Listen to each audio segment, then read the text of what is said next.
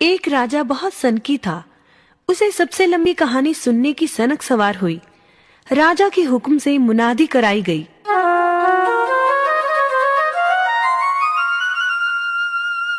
सुनो सुनो सुनो, सुनो सुनो सुनो। महाराज धीराज का हुक्म है कि जो उसे सबसे लंबी कहानी सुनाएगा उसे रामगढ़ की जागीर तथा एक मुंह मांगा इनाम दिया जाएगा। मगर जिसकी कहानी लंबी ना हुई उसे कारावास में भी डाल दिया जाएगा। सुनो सुनो सुनो, सुनो सुनो सुनो। यह सुनकर दूर दूर से कहानीकार आए, परंतु राजा को संतुष्ट न कर पाए।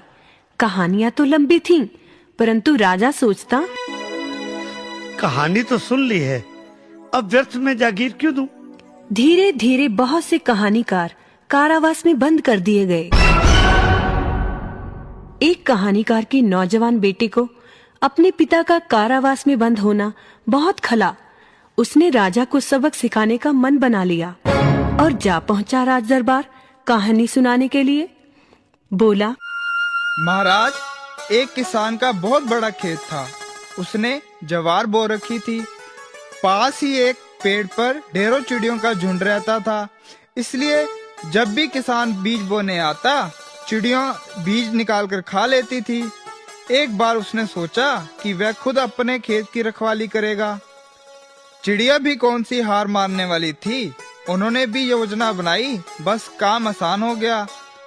एक चिड़िया आई, खेत में से बीज का दाना चुगा और हो गई फुर।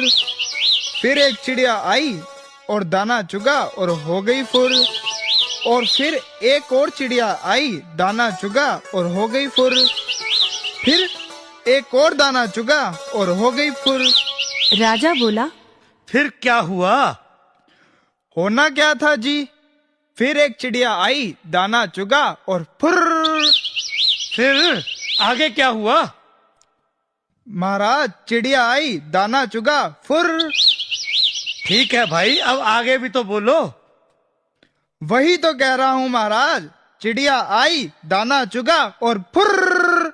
राजा को फुर फुर सुनकर बोरियत होने लगी और बोला, ठीक है, मान लिया, सारी चिड़ियां आई और उन्होंने सारे दाने चुन लिए। अब आगे भी तो बोलो। ऐसे कैसे चुग लिए महाराज? एक एक चिड़िया आएगी